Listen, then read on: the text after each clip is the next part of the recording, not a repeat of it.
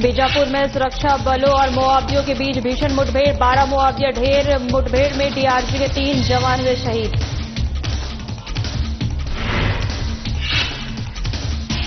GPM जिले से आए कार्यकर्ता कांग्रेस प्रदेश अध्यक्ष के सामने हंगामा, दीपक बैज ने की बैठक, कहा ये कांग्रेस परिवार का मामला, आलाकमान तक पहुंचाएंगे बात।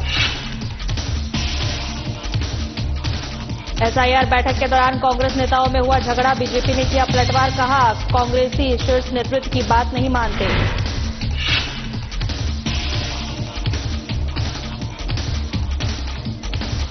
नई कलेक्टर गाइडलाइंस का विरोध जारी, बढ़ती दरों से कारोबारियों में गुस्सा, सांसद ने सीएम साई को लिखा पत्र।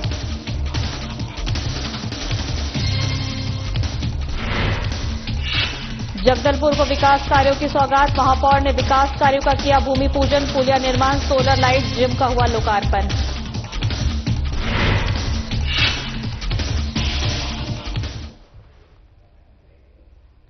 नमस्कार, मैं हूं आपके साथ सोनम राय। स्वागत है हमारे खास बुलेटिन में। बुलेटिन की शुरुआत करते हैं। भारत के पूर्व राष्ट्रपति रामनाथ कोविंद का छत्तीसगढ़ आगमन हुआ। पूर्व राष्ट्रपति के छत्तीसगढ़ आगमन पर लोक भवन में राज्यपाल रमेन डेका द्वारा उनका आत्मीय स्वागत किया गया और अभिनंदन भी किया गया। और आपको बता दें कि उन्हें शॉल स्मृति चिन्ह भेंट किया गया। आपको बता दें कि भारत के पूर्व राष्ट्रपति रामनाथ कोविंद का छत्तीसगढ़ आगमन हुआ। पूर्व राष्ट्रपति के छत्तीसगढ़ आगमन पर लोक भवन में राज्यपाल रमेन डेका द्वारा उनका आत्मीय स्वागत किया गया, अभिनंदन किया गया और उन्हें शॉल और स्मृति चिन्ह भेंट किया गया।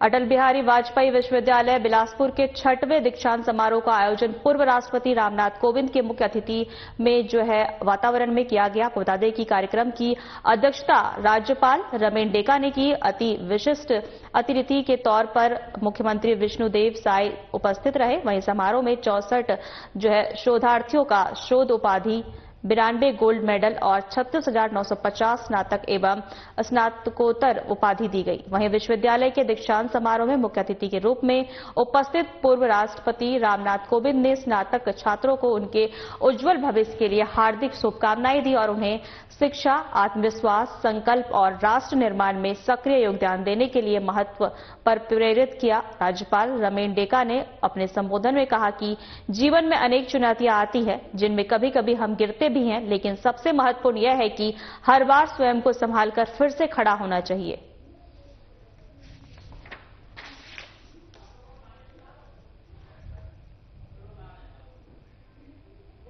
खबरों में आगे बढ़ेंगे। मुख्यमंत्री विष्णुदेव साय की अध्यक्षता में आयोजित कैबिनेट की बैठक में कई महत्वपूर्ण निर्णय के लिए गए। इनमें से कुछ प्रमुख निर्णय: मुख्यमंत्री ऊर्जा राहत जन अभियान, घरेलू विद्युत उपभोक्ताओं को 200 यूनिट तक बिजली बिल में 50% छूट दी गई, जिसमें आपको बता दें 100 यूनिट तक सीमित किया गया था। यह लाभ 400 यूनिट तक खपत वाले उपभोक्ताओं को भी मिलेगा। PCC chief Deepak Baij cabinet की बैठक को लेकर कहा कि समय मंत्रिमंडल की बैठक में 200 यूनिट तक बिजली बिल हाफ एक साल के लिए, साथ में शर्तें भी लागू कर दी गई है। 400 यूनिट खपत योजना लाभ होगा। वहीं 400 यूनिट तक हाफ का फायदा भी मिलता था। हमारी मांग है कि 400 यूनिट तक हाफ योजना बहाल की जाए। है क्या सरकार ने किसी आम जनता से चर्चा करके गाइडलाइन दर बढ़ाया है? क्या कोई विशेष कमेटी बना के उन कमेटी से चर्चा करके बढ़ाया है क्या? तो फिर कमेटी की आवश्यकता क्या? बोले सरकार को तत्काल वापस लेना चाहिए बढ़ी हुई दर को। और इस तरह की अव्यवहारिक बढ़ोतरी छत्तीसगढ़ की आम जनता को परेशान करने वाली है और इसके खिलाफ पूरी प्रदेश की आम जनता आक्रोश में, गुस्से में है। और कहीं न कहीं ये सरकार की गलत नीति आम जनता को और छत्तीसगढ़ को पीछे ढकेल रही है। इसके लिए सीधा सीधा भारतीय जनता पार्टी की सरकार जिम्मेदार है। मुख्यमंत्री विष्णुदेव साय के नेतृत्व में छत्तीसगढ़ सरकार ने अपने 2 साल पूरे कर लिए हैं। इस दौरान सरकार ने कई महत्वपूर्ण निर्णय लिए हैं, जिनमें महतारी वंदना योजना के तहत 70 लाख माताओं को और बहनों को प्रतिमाह 1,000 रुपए की आर्थिक सहायता मिलेगी। मामले में पीसीसी चीफ ने कहा कि 2 साल में कितने युवाओं को नौकरी मिली, सरकार जवाब दे। किसानों का जो रकबा कटा, वादों में विपरीत, किसानों के साथ धोखा। 5 लाख महिलाओं के नाम जो है महतारी वंदना योजना से काटे गए हैं। वहीं आपको बता दें कि संविदा कर्मियों का नियमितीकरण नहीं, कर्मचारियों और आंदोलनरत है। बीजेपी ने झूठ बोलकर सत्ता हासिल की है। आज चुनाव हो जाए तो इनका जनाधार खत्म हो जाएगा। अरुण साहू जी ये बता दे कि अभी तक 2 साल में उन्होंने प्रदेश में कितनी सड़कें बनाए हैं। सबसे पहले तो ये बता दे, मोदी की गारंटी बाद में बताए हो। जो अपने विभाग नहीं संभल पा रहा है, अपने विभाग की सड़कें नहीं बना पा रहे हैं, अब वो मोदी की गारंटी की बात कर रहे हैं। नल जल योजना का क्या हालत है? पूरे जमीनी स्तर में सिर्फ टंकियां बन गई है, पानी नहीं चढ़ रहा है, उसमें पानी नहीं है उन गांवों में। इसलिए ये झूठा छत्तीसगढ़ की जनता को ये भ्रम फैलाना बंद करे और इस समय शीतकालीन सत्र में हमारे नेता प्रतिपक्ष के नेतृत्व में कांग्रेस विधायक दल आम जनता के मुद्दों को लेकर लड़ाई लड़ेगी और इस सरकार को इस सत्र में हर मुद्दों पे सरकार को बेनकाब करेगी। देश भर में हो रहे एसआईआर प्रक्रिया के बारे में दीपक बैज का बड़ा बयान सामने आया। उन्होंने कहा कि एसआईआर को लेकर बैज ने कहा कि एसआईआर में 22 लाख मतदाताओं की जानकारी नहीं है, मतलब वे सूची से बाहर हो सकते हैं। एसआईआर अभी तक पूरा नहीं हुआ है, स्थिति चिंताजनक है। उन्होंने कहा कि छत्तीसगढ़ के अनेक मजदूर दूसरे राज्यों में पलायन कर चुके हैं। पलायन करने वाले मजदूर एसआईआर से बाहर तो नहीं हुए हैं, लेकिन चुनाव आयोग को 3 महीने का समय देना चाहिए। छत्तीसगढ़ में अभी चुनाव तो नहीं है, वहीं छत्तीसगढ़ के अनेक मजदूर दूसरे राज्यों में पलायन कर चुके हैं। पलायन करने वाले मजदूर एसआईआर से बाहर तो नहीं हुए। चुनाव आयोग को 3 महीने का समय देना चाहिए। वहीं आपको बता दें कि छत्तीसगढ़ में अभी चुनाव तो नहीं है। सबसे पहले नियुक्त कर दिए, हम तो मंडल प्रभारी तक बना दिए। भारतीय जनता पार्टी को चिंता करने की क्या जरूरत है? उनको तो चुनाव आयोग सीधा मदद कर रहा है, उनको तो मखमली गद्दे में सो जाना चाहिए। चिंता तो विपक्षी दल कर रहे हैं अपने मतदाताओं को बचाने के लिए। मतलब पहली बार ये एसआईआर नहीं हुआ है, इससे पहले भी 8 बार एसआईआर हो चुका है, लेकिन एसआईआर को लेकर जो माहौल चुनाव आयोग ने अविश्वास का माहौल पैदा किया है, डर का माहौल पैदा किया है, किसी विशेष राजनीतिक दल को सीधा लाभ पहुंचाने का काम किया है।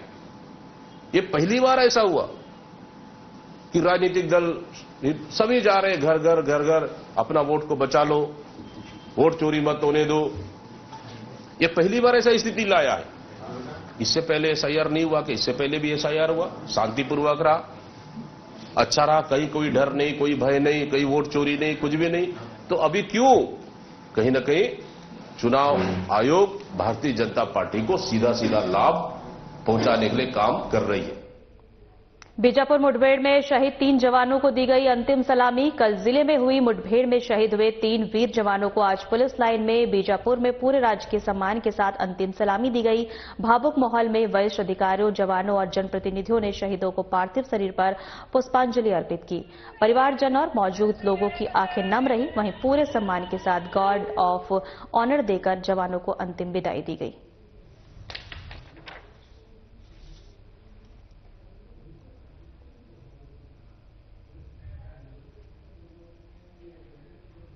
पिथौरा में करिया ध्रुवा का 3 दिवसीय पारंपरिक मेला बड़े हर्ष और उत्साह के साथ प्रारंभ हुआ।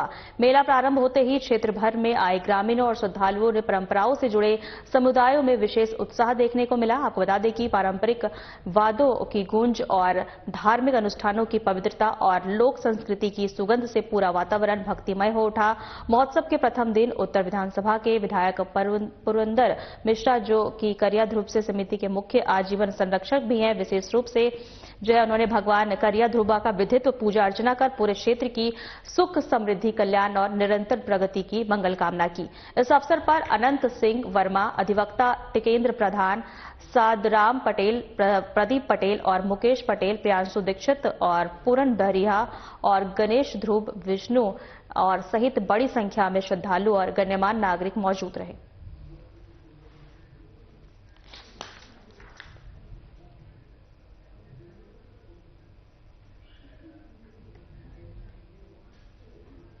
बीजापुर दंतेवाड़ा के सीमा के पश्चिम बस्तर डिवीजन के इलाके में चल रही मुठभेड़ में सुरक्षा बलों को अब तक की सबसे बड़ी सफलता हासिल हुई। आपको बता दें कि पुलिस अधिकारियों के जारी बयान में 12 माओवादी और कैडरों के ढेर होने और हथियारों के बरामद होने की पुष्टि की गई है। ऑपरेशन के दौरान हमारे 3 वीर जवान भी शहीद हो गए। पुलिस ने बताया कि मुठभेड़ स्थल से सुरक्षा बलों ने SLR राइफल और INSAS राइफलें और 303 राइफलें सहित भारी मात्रा में हथियार और गोला बारूद बरामद किए। वहीं मुठभेड़ में DRG के 2 जवान घायल हुए हैं, जिनका इलाज जारी है। वहीं बीजापुर SP ने बताया कि क्षेत्र में लगातार सर्च अभियान जारी है। आज बीजापुर के बहरमगढ़ क्षेत्र में सुरक्षा बलों और नक्सलियों के बीच में मुठभेड़ हुआ, जिसमें DRG बीजापुर, दंतेवाड़ा, STF और कोबरा की संयुक्त टीमें ऑपरेशन पर निकली थी, जिस पर से सुबह 9 बजे से लगातार फायरिंग चलती रही। और इस दौरान अलग अलग मुठभेड़ में कुल 12 माओवादियों के शव बरामद हुए और अभी मुठभेड़ लगातार जारी है। दुखद समाचार यह है कि 3 जो हमारे जवान हैं वो शहीद हो गए, जिसमें शहीद प्रधान आरक्षक मोनू वर्दी, शहीद आरक्षक बुकारू गोंडे और शहीद जवान रमेश सोढ़ी। इसके अलावा 2 जो बीजापुर के DRG के जवान हैं वो घायल भी हुए हैं। विस्तृत जानकारी पृथक से दी जाए। सुबह से ही research operation STF, cobra battalion और DRG दंतेवाड़ा, DRG बीजापुर के द्वारा चलाया जा रहा था दक्षिण पश्चिम क्षेत्र में। वहां पर गंगलूर का क्षेत्र और वहां पर 60 नक्सलियों के शव बरामद हुए, SLR आदि हथियार बरामद हुए। उनको एक विशेष दुख का विषय है कि हमारे DRG बीजापुर के 2 जवान शहीद हुए। शहीद प्रधान आरक्षक मोनू वडाड़ी जी और शहीद आरक्षक बुकारू गोंडे जी। एक जवान जिनको थोड़ा खतरे से बाहर है, लेकिन थोड़ा इंजरी हुई है, उनको इलाज प्राथमिक उपचार के उपरांत रायपुर में शिफ्ट किया जा रहा है। छत्तीसगढ़ के प्रदेश कांग्रेस अध्यक्ष दीपक बैज के सामने हंगामा करते हुए GPM जिले से आए कार्यकर्ताओं ने जमकर नारेबाजी की, जिसके बाद दीपक बैज ने कार्यकर्ताओं से बातचीत की और अधिकारियों के साथ समीक्षा बैठक की। दीपक बैज ने कहा कि ये कांग्रेस परिवार का मामला है, हम कार्यकर्ताओं की बात सुनकर आलाकमान की बात रखेंगे।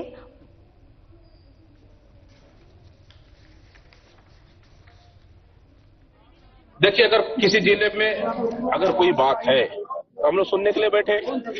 आज गुरला पेंड्रा वाले आए हैं, उनसे भी सुनेंगे हम लोग। कोई दिक्कत, कोई बात है, कहीं अगर नियुक्तियों में अगर कोई चीज कमी बेसिक अगर आई है, कोई बात है, तो निश्चित रूप से हम लोग सुनने के लिए बैठे हैं। आलाकमान का होगा।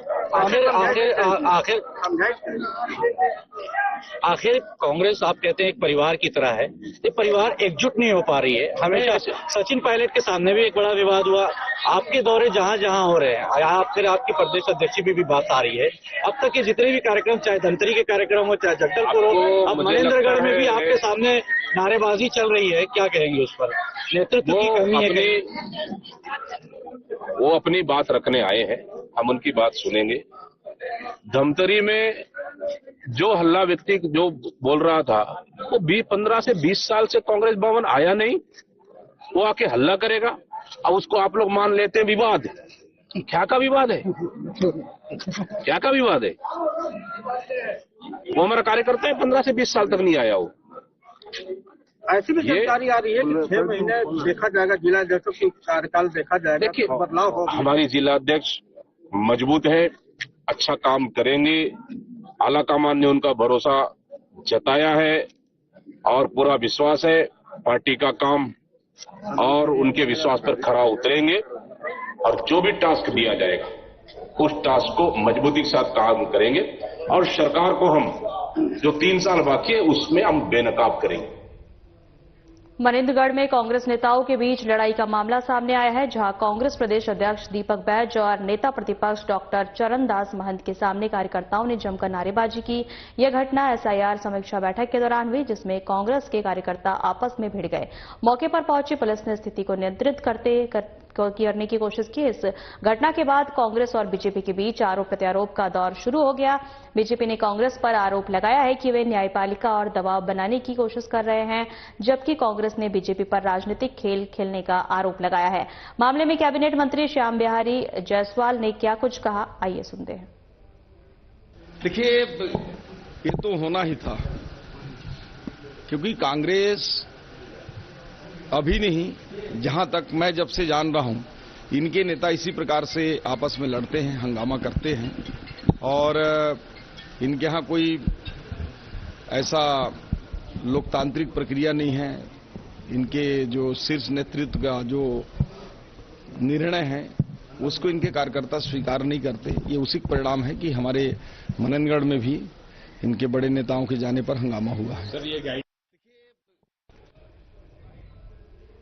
कार्यक्रम में शामिल होने छत्तीसगढ़ के बिलासपुर पहुंचे धर्मगुरु परम आलय ने ऐसा बयान दिया जिसने माहौल गरमा दिया। परम आलय ने कहा कि लड़कियों को लेकर विवादित बयान दिया है, जिस पर माहौल गरमा गया है। परम आलय ने इस बयान को लेकर मंत्री श्याम बिहारी जायसवाल ने कहा कि महाराज और संतों को इस तरह के बयानों से बचना चाहिए। इस तरह के बयानों से संतों की छवि समाज में खराब होती है। देखिए, महाराज संत लोगों को इस प्रकार के बयानों से बचने चाहिए। इससे समाज में कटुता पैदा होता है और जो संत हैं, हमारे ऋषि हैं, देश के एक आदर्श रूप में उनकी छवि समाज में जानी जाती है। इसलिए ऐसे चोला धारण करने वाले संत के भेष में लोगों को इस प्रकार की टिप्पणियां नहीं करनी चाहिए। छत्तीसगढ़ में जारी नई कलेक्टर गाइडलाइंस के बाद जमीन की कीमतों में 5 से 9 गुना तक की बढ़ोतरी हो गई है। अचानक बढ़े दरों से जमीन कारोबारियों में भारी नाराजगी है। कई जिलों में व्यापारी विरोध जता रहे हैं, तो वहीं इसे जल्द वापस लेने की मांग कर रहे हैं। इसी बीच सांसद बृजमोहन अग्रवाल ने मुख्यमंत्री विष्णुदेव साय को पत्र लिखकर निर्णय को तत्काल स्थगित करने की मांग की है। उन्होंने लिखा कि नई गाइडलाइन से जमीन खरीदी फरोख्त ठप हो जाएगी। इसी मामले में कैबिनेट मंत्री श्याम बिहारी जायसवाल ने कहा कि एक सांसद के पास राज्य के मुख्यमंत्री को पत्र लिखने का पूरा अधिकार है।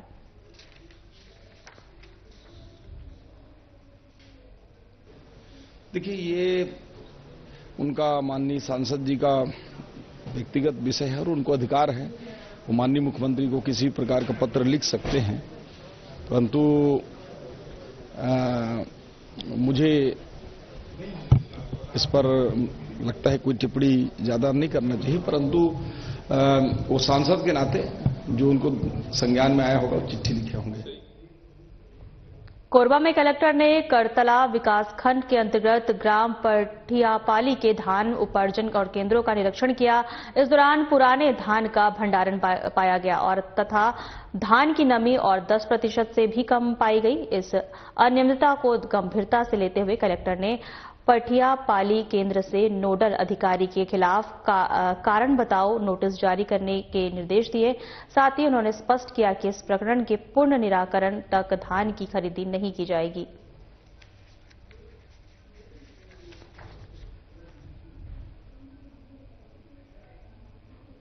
छत्तीसगढ़ के वन जलवायु परिवर्तन मंत्री केदार कश्यप ने कांकेर के ग्राम जैसाकरा में निर्मित इंद्रू केवेंट नेचर पार्क का लोकार्पण किया। 39,85,000 की लागत से तैयार किया गया पार्क ग्रामीणों और विद्यार्थियों और पर्यटकों के लिए प्रकृति के पास रहने का नया केंद्र बनेगा। कार्यक्रम में विधायक सहित कई वन अधिकारी उपस्थित रहे। लोकार्पण समारोह को संबोधित करते हुए मंत्री कश्यप ने कहा कि पार्क का निर्माण पर्यावरण संरक्षण और स्थानीय लोगों की भागीदारी को बढ़ावा देगा। वन क्षेत्र हमारा सौभाग्य है, इसको जीवित रखना हम सबका कर्तव्य है।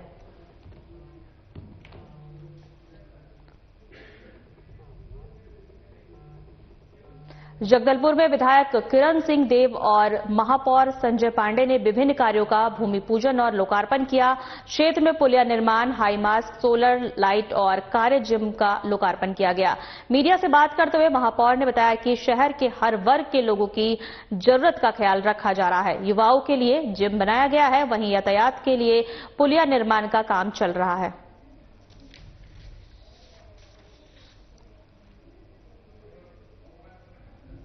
आज नगर के विभिन्न वार्डों में विभिन्न प्रकार के कार्यों का भूमि पूजन भी किया गया है और इस जिम और इस भवन का लोकार्पण का भी कार्यक्रम माननीय विधायक और भारतीय जनता पार्टी के प्रदेश अध्यक्ष के द्वारा किया गया है।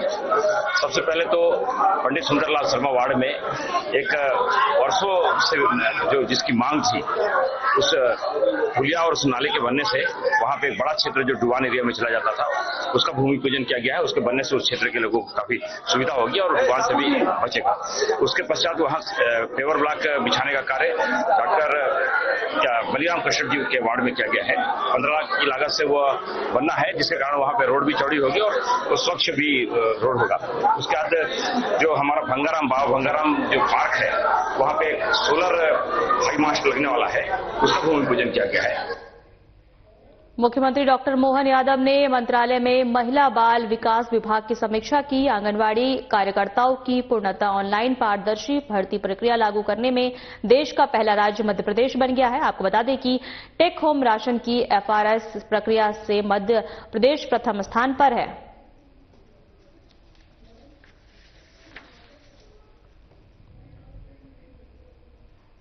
मुख्यमंत्री डॉक्टर मोहन यादव ने नई दिल्ली में भारतीय जनता पार्टी के राष्ट्रीय अध्यक्ष और केंद्रीय स्वास्थ्य और परिवार कल्याण मंत्री जगत प्रकाश नड्डा से भेंट कर उनका मार्गदर्शन प्राप्त किया। इस अवसर पर मुख्यमंत्री ने केंद्रीय मंत्री जेपी नड्डा से मध्य प्रदेश में पीपी मॉडल पर आधारित 4 नए मेडिकल कॉलेज के भूमि पूजन समारोह में आगमन के लिए आग्रह किया। जेपी नड्डा जी श्रीमान भारतीय जनता पार्टी के माननीय अध्यक्ष भी है। हमारे मेडिकल कॉलेज 4 पीपी मॉडल पर उनका भूमि पूजन होने वाला है। मैंने निमंत्रण दिया है और उनने सहर्ष स्वीकृति दी है। वो अपनी सुविधा से दिसंबर लास्ट वीक में समय दे रहे हैं। हमारे लिए सौभाग्य की बात है। मध्य प्रदेश बहुत तेज गति से अलग अलग क्षेत्रों में विकास कर रहा है। ऐसे मेडिकल कॉलेज के भूमि पूजन के अवसर पर उनका मध्य प्रदेश की धरती पर अभिनंदन है। Mohan Badodiya block medical officer doctor Rajesh Rohela ने बुधवार को दोपहर 2 बजे मीडिया से चर्चा कर जानकारी देते हुए बताया कि विद्युत विभाग द्वारा ट्रांसफार्मर शिफ्टिंग किया गया है, जिस कारण विद्युत सप्लाई सुचारू रूप से संचालित नहीं होने के चलते एक्सरे मशीन बंद है। विद्युत विभाग को पत्र लिखकर जल्द ट्रांसफार्मर शिफ्टिंग कर चालू करने को कहा गया है। 1-2 दिन में स्थानांतरित ट्रांसफार्मर से विद्युत की सप्लाई शुरू होते ही विद्युत सुचारू रूप से संचालित होगी। हाँ, अभी एक्सरे मशीन भी कुछ 2-1 दिनों से वोल्टेज फ्लक्चुएशन आ रहा है, क्योंकि ट्रांसफार्मर की शिफ्टिंग हुई है। हॉस्पिटल कैंपस के अंदर से हॉस्पिटल के बाहर उसे शिफ्ट किया गया है, तो अभी उसकी वजह से फ्लक्चुएशन थोड़ा मॉर्निंग आवर्स में थोड़ा ज्यादा आ रहा है। शाम तक तो ठीक है, उस वजह से मशीन थोड़ी उठ नहीं पा रही, इसलिए एक्सरे हो नहीं पा रहा है। विद्युत विभाग से भी बात की है तो उन्होंने बताया कि जल्द से जल्द वो केबल कनेक्शन करके और ये फ्लक्चुएशन को दूर कर देंगे। उम्मीद है कि 1 या 2 दिन में ये समस्या खत्म हो जाएगी। सीहोर में अंतर्राष्ट्रीय दिव्यांगजन दिवस के अवसर पर सामाजिक न्याय और दिव्यांगजन सशक्तिकरण विभाग में आवासीय खेल परिसर में कार्यक्रम किया गया। बता दें, जिसमें बड़ी संख्या में दिव्यांगजन विद्यार्थी, जनप्रतिनिधि और अधिकारी शामिल हुए। इस दौरान जरूरतमंद दिव्यांगजनों को सहायक उपकरण वितरित किए गए। प्रतिभागियों ने सांस्कृतिक प्रस्तुतियों और खेल गतिविधियों के माध्यम से अपनी क्षमता और प्रतिभा का प्रदर्शन किया। This is a day to remember, जैसे इसके पहले मैडम ने बोला कि this we should not associate the word disability with our children. जो हम वर्ड हमें यूज करना चाहिए वो स्पेशली एबल्ड का करना चाहिए, क्योंकि अभी मुझे डीडे मतलब डिप्टी डायरेक्टर सोशल जस्टिस बता रहे थे कि वो जो बच्चा वहाँ पे बैठा हुआ है व्हील चेयर पे, ही सिंग्स ब्रिलियंटली। तो यही जो स्पेशल एबिलिटीज हैं हमें उसको निखारना चाहिए। एंड आई एम श्योर जो हमारा यहाँ पे स्टाफ है, जो टीचर्स हैं, जो काउंसलर्स हैं, they are doing a commendable job. Badnawar स्थित बड़ी चौपाटी जाने कितनी जिंदगियों को लील चुका है। आज मोहनलाल पिता गणपत लाल लचिता सिरवी को भी बदनावर के इस चौराहे ने काल के गाल में समा दिया। हर माह कोई ना कोई रोड दुर्घटना का शिकार हो रहा है। इसके साथ ही थोड़ा आगे जाने पर कश्यप फैक्ट्री के सामने भी एक कट बना हुआ है। यह दोनों चौराहे जो है मौत के चौराहे बने हुए हैं, लेकिन फिर भी बदनावर का प्रशासन मौन है, जिसको लेकर लोगों में आक्रोश है।